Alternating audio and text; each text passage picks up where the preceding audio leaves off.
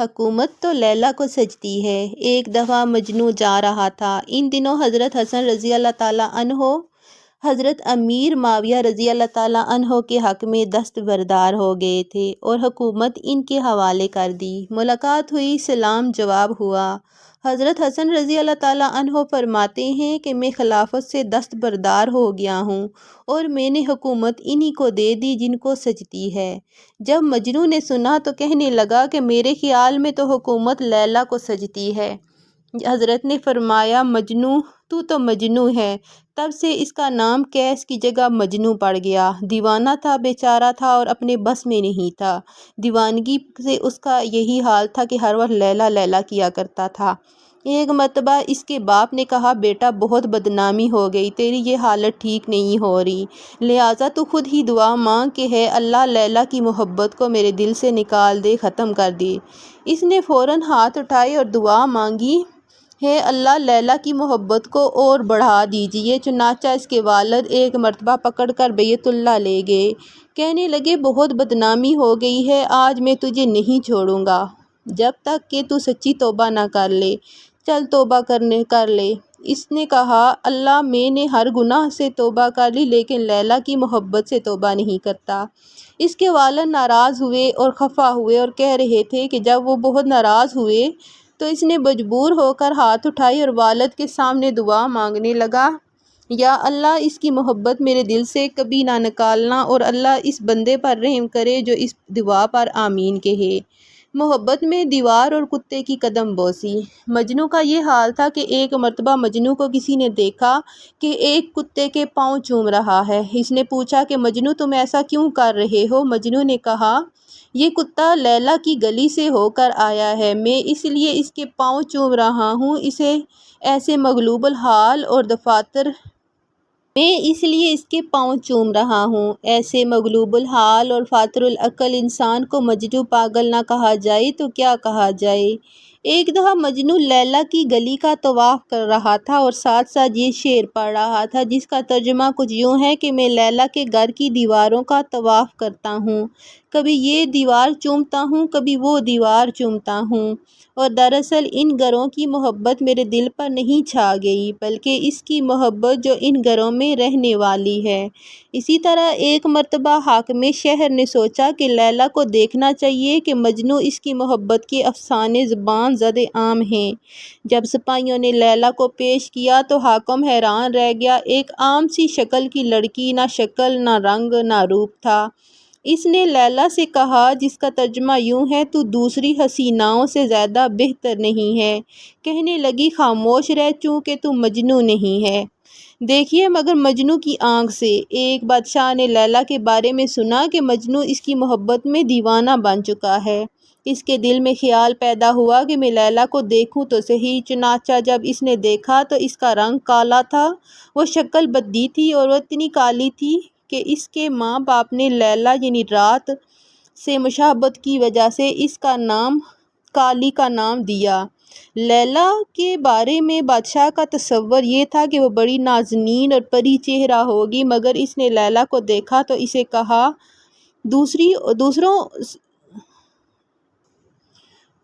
عورتوں سے تو زیادہ خوبصورت تو نہیں ہے۔ جب بادشاہ نے یہ کہا تو لیلا نے آگے سے جواب دیا کہ خاموش ہو جا، تیرے پاس مجنوں کی آنکھ نہیں، اگر مجنوں کی آنکھ ہوتی تو تجھے دنیا میں میرے جیسا خوبصورت کوئی نظر نہ آتا۔ اس طرح میرے دوستو محبت الہی کی آنکھوں سے اس کائنات کو دیکھیں گے تو ہر جگہ جمال خداوندی نظر آئے گا۔ مولانا رومی رحمۃ اللہ علیہ فرماتے ہیں کہ ایک صحرا نورد نے ایک بار مجنوں کو دیکھا کہ غم کے بیاباں میں اکیلا بیٹھا ہوا تھا۔ ریت کو اس نے کاغذ بنایا ہوا تھا اور اپنی انگلیوں کو قلم اور کسی کو خط لکھ رہا تھا۔ اس نے پوچھا ہے مجنوں شیدا تو کیا لکھ رہا ہے؟ تو کس کے نام خط لکھ رہا ہے؟ مجنوں نے کہا لیلا کے نام کی مشق کر رہا ہوں، اس کے نام لکھ کر میں اپنے آپ کو تسلی دے رہا ہوں۔ اس سے معلوم ہوا کہ جب دنیا کے محبوب کا نام لکھنے اور بولنے سے سکون ملتا ہے تو محبوب حقیقی کے ذکر و نام لینے پر کس قدر سکون ملے گا۔ نمازی کو مجنوں کا طنز ایک دفعہ ایک آدمی نماز پڑھ رہا تھا۔ مجنوں لیلا کی محبت میں غرق تھا۔ وہ اسی مدہوشی میں اس نمازی کے سامنے سے گزر گیا۔ اس نمازی نے نماز مکمل کرنے کے بعد مجنوں کو پکڑ لیا۔ کہنے لگا، تو نے میری نماز خراب کر دی کہ میرے سامنے سے گزر گیا، تجھے نظر نہیں آتا؟ اس نے کہا، خدا کے بندے، میں مخلوق کی محبت میں گرفتار ہوں، مگر وہ محبت اتنی غالب آئی کہ مجھے یہ پتہ نہ چلا کہ میں کسی کے سامنے سے گزر رہا ہوں، اور تو خالق کی محبت میں گرفتار ہے کہ نماز پڑھ رہا تھا، تجھے اپنے سامنے سے جانے والوں کا پتہ چل رہا تھا۔ مجھ کو اپنا ہوش نہ رہا، دنیا کا ہوش ہے، بیٹھا ہوں مست ہو کے، تمہارے جمال کا ہوش ہے۔ محبت توحید کا درس دیا بھی تو کس نے دیا؟ حضرت جنید بغدادی رحمۃ اللہ علیہ فرماتے تھے کہ مجھے ایک عورت نے توحید سکھا دی۔ کسی نے پوچھا، حضرت وہ کیسے؟ فرمانے لگے، میرے پاس ایک عورت آئی جو پردے میں تھی۔ کہنے لگی، میرا خاوند دوسری شادی کرنا چاہتا ہے، آپ یہ فتویٰ لکھ کر دیں کہ اس کو دوسری شادی کی اجازت نہیں ہے۔ انہوں نے سمجھایا کہ اللہ کی بندی، اگر وہ ضرورت کے تحت دوسری شادی کرنا چاہتا ہے تو شریعت نے 4 کی اجازت دی ہے، میں کیسے لکھ کے دے سکتا ہوں؟ فرماتے ہیں کہ جب میں نے یہ کہا تو اس عورت نے ٹھنڈی سانس لی اور کہنے لگی، حضرت شریعت کا حکم راستے میں رکاوٹ ہے، ورنہ اگر اجازت ہوتی اور میں آپ کے سامنے چہرہ کھول دیتی اور آپ میرے حسن و جمال کو دیکھتے تو آپ اس بات کو لکھنے پر مجبور ہو جاتے کہ جس کی بیوی اتنی خوبصورت ہو اس کو دوسری شادی کرنے کی اجازت نہیں۔ فرماتے ہیں کہ وہ تو یہ بات کہہ کر چلی گئی، مگر میرے دل میں یہ بات آئی کہ ہے اللہ، آپ نے عورت کو عارضی حسن و جمال عطا کیا ہے، اس کو اپنے حسن پر اتنا ناز ہے کہ وہ کہتی ہے کہ جس کی بیوی میں ہوں، اب اس کو محبت کی نظر دوسروں کی طرف ڈالنے کی اجازت نہیں، تو ہے پروردگار، تیرے اپنے حسن و جمال کا کیا عالم ہوگا؟ آپ کہاں پسند کریں گے کہ آپ کے ہوتے ہوئے کوئی بندہ محبت کی نظر کسی غیر کی طرف اٹھا سکے؟ ہر غم مجھے منظور ہے مگر محبت میں شرکت نہیں۔ حضرت حسن بصری رحمۃ اللہ علیہ فرماتے ہیں کہ مجھے ایک دیوبند نے توحید سکھائی۔ کسی نے پوچھا، حضرت وہ کیسے؟ فرمانے لگے، میرے ہمسایہ میں ایک دیوبند رہتا تھا۔ میں ایک مرتبہ اپنے گھر کی چھت پر بیٹھا گرمی کی رات میں قرآن پاک کی تلاوت کر رہا تھا۔ ہمسایہ سے میں نے ذرا اونچا اونچا بولنے کی آواز سنی، پوچھا، بھائی خیریت تو ہے، کیوں اونچا بول رہے ہو؟ جب غور سے سنا تو مجھے پتہ چلا کہ بیوی اپنے میاں سے جھگڑ رہی تھی۔ وہ اپنے خاوند کو کہہ رہی تھی، دیکھ تیری خاطر میں نے تکلیفیں برداشت کیں، فاقے کاٹے، سادہ لباس پہنا، مشقتیں اٹھائیں، ہر دکھ سکھ تیری خاطر میں نے برداشت کیا، اور میں تیری خاطر ہر دکھ برداشت کرنے کے لیے اب بھی تیار ہوں، لیکن اگر تو چاہے کہ میرے سوا کسی اور سے نکاح کر لے تو پھر میرا تیرا گزارا نہیں ہو سکتا، مگر تیرے ساتھ کبھی میں نہیں رہ سکتی۔ فرماتے ہیں کہ یہ بات سن کر میں نے قرآن پر نظر ڈالی تو قرآن مجید کی آیت سامنے آئی۔ اللہ تعالیٰ فرماتے ہیں کہ میں ہے بندے، جو بھی گناہ لے کر آئے گا میں چاہوں گا سب معاف کر دوں گا، لیکن میری محبت میں کسی کو شریک ٹھہرائے گا تو تیرا میرا گزر نہیں۔ اسی طرح شبلی جوش محبت میں نہ دکھلا۔ ایک مرتبہ حضرت شیخ شبلی رحمۃ اللہ علیہ وضو کر گئے، گھر سے نکلے، راستے میں ہی تھے کہ اللہ کی طرف سے الہام ہوا، شبلی ایسا گستاخانہ وضو کر کے تو میرے گھر کی طرف جا رہا ہے۔ وہ سہم گئے اور پیچھے ہٹنے لگے۔ جب وہ پیچھے ہٹنے لگے تو وہ دوبارہ الہام ہوا، شبلی تو میرا گھر چھوڑ کر کہاں جائے گا؟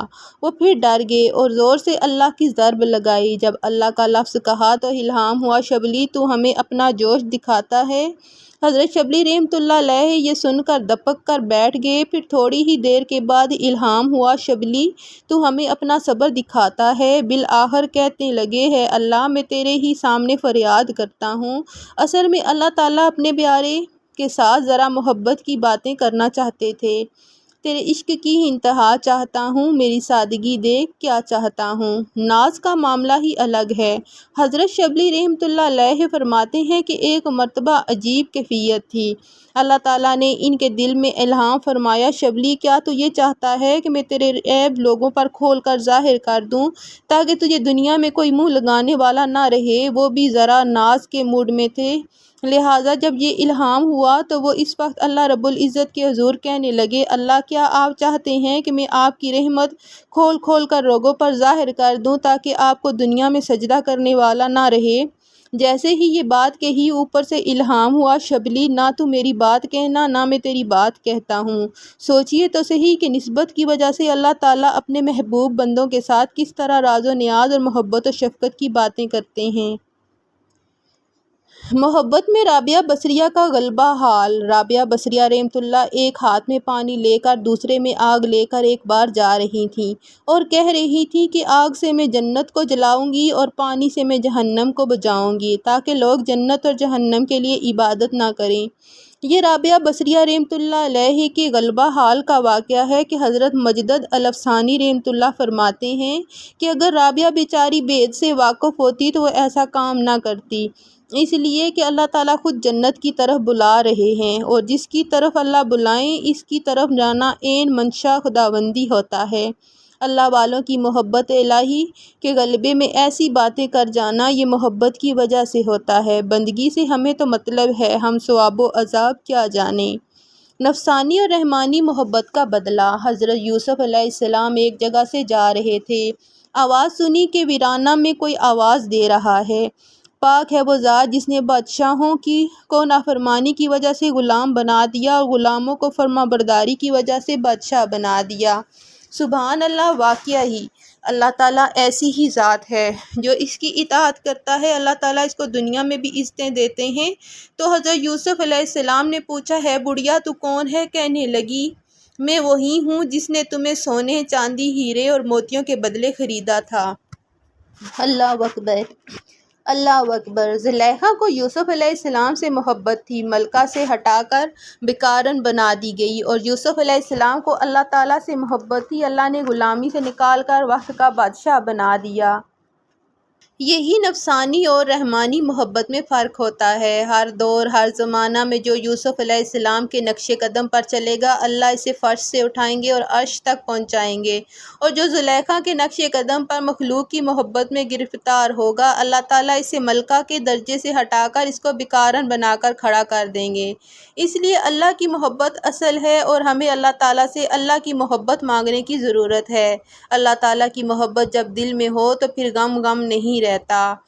کریم مجھ پر کرم کر بڑے عذاب میں ہوں، کریم مجھ پر کرم کر بڑے عذاب میں ہوں کہ تیرے سامنے بیٹھا ہوں اور حجاب میں ہوں۔ محبت کی شمع کہاں جلتی ہے؟ حضرت ابراہیم بن ادم رحمۃ اللہ علیہ نے ایک خواب دیکھا کہ ایک فرشتہ لکھ رہا تھا۔ پوچھا، کیا لکھ رہے ہو؟ کہنے لگے، اللہ کے عاشقوں کا نام لکھ رہا ہوں۔ انہوں نے کہا، میرا نام بھی ہے۔ فرشتہ نے کہا، تمہارا نام نہیں ہے۔ تو کہنے لگے کہ ایسا کرو کہ اللہ کے عاشقوں سے محبت کرنے والوں میں میرا نام لکھو۔ وہ فرشتہ کہتا ہے، بہت اچھا، اور چلا گیا۔ پھر کچھ عرصہ بعد خواب دیکھا اور دیکھتے ہیں کہ فرشتہ لکھ رہا ہے۔ پوچھا، کیا لکھ رہے ہو؟ کہنے لگا، ان لوگوں کے نام لکھ رہا ہوں جن سے اللہ تعالیٰ محبت کرتے ہیں۔ انہوں نے کہا، اچھا، میرا نام بھی ہے کہیں؟ اس نے دکھایا کہ جن سے اللہ تعالیٰ محبت کرتے ہیں اس صفحہ کے سب سے اوپر ابراہیم بن ادم کا نام لکھا ہوا ہے۔ اللہ نے فرمایا، جو میرے عاشقوں سے محبت کرتے ہیں میں ان بندوں کے ساتھ محبت کیا کرتا ہوں۔ اس لیے اللہ والوں سے محبت اللہ کی محبت ملنے کا ذریعہ بن جاتی ہے۔ جب اللہ سے محبت ہوتی ہے تو اللہ کے نام سے بھی محبت ہو جاتی ہے۔ دیدار الہی کا یہ نسخہ بھی بڑا عجیب ہے۔ ایک مرتبہ حاجی امداد اللہ مہاجر مکی رحمۃ اللہ کے پاس ایک آدمی آیا۔ وہ کہنے لگا، حضرت، ذکر و اذکار اور عبادات میں زندگی گزر گئی، مگر میرا دل ایک تمنا کی وجہ سے جل رہا ہے۔ جی چاہتا ہے کہ آج آپ کے سامنے وہ تمنا ظاہر کر دوں۔ آپ نے پوچھا، کون سی تمنا؟ کہنے لگا، حضرت، امام احمد بن حنبل رحمۃ اللہ علیہ کو خواب میں 100 مرتبہ اللہ کا دیدار ہوا تھا۔ میرا بھی جی چاہتا ہے کہ مجھے اپنے خالق کا دیدار نصیب ہو۔ حاجی صاحب رحمۃ اللہ علیہ بھی حاذق طبیعت تھے۔ فرمانے لگے، اچھا، تم آج عشاء کی نماز پڑھنے سے پہلے سو جانا۔ اس میں حکمت تھی مگر وہ بندہ سمجھ نہ سکا۔ وہ گھر آیا جب مغرب کے بعد کا وقت ہوا تو سوچنے لگا، حضرت نے فرمایا تھا تم عشاء کی نماز پڑھے بغیر ویسے ہی سو جانا، لیکن فرض تو بالآخر فرض ہے، چلو میں فرض پڑھ کے سنت چھوڑ کر سو جاؤں گا اور بعد میں پڑھ لوں گا۔ چنانچہ وہ فرض پڑھ کے سو گیا۔ رات کو خواب میں سے نبی علیہ السلام کا دیدار نصیب ہوا۔ آپ صلی اللہ علیہ وآلہ وسلم نے اسے فرمایا، تم نے فرض تو پڑھ لیے مگر سنتیں کیوں نہ پڑھی؟ اس کے بعد اس کی آنکھ کھل گئی۔ صبح آ کر اس نے حاجی صاحب کو بتایا۔ حاجی صاحب نے فرمایا، او اللہ کے بندے، تو نے اتنے سال نمازیں پڑھتے ہوئے گزار دیے، بھلا اللہ تیری نماز قضا ہونے دیتے؟ کبھی ایسا نہ ہوتا، بلکہ وہ تیرے عملوں کی حفاظت فرماتے۔ اگر تو مغرب کے بعد سو جاتا تو خواب میں اللہ تعالیٰ کا دیدار بھی ہوتا، وہ تجھے جگا بھی دیتے اور تجھے عشاء کی توفیق بھی عطا فرما دیتے، مگر تو راز کو نہ سمجھ سکا، تو نے فقط سنت چھوڑ دی۔ تو محبوب صلی اللہ علیہ وآلہ وسلم کا دیدار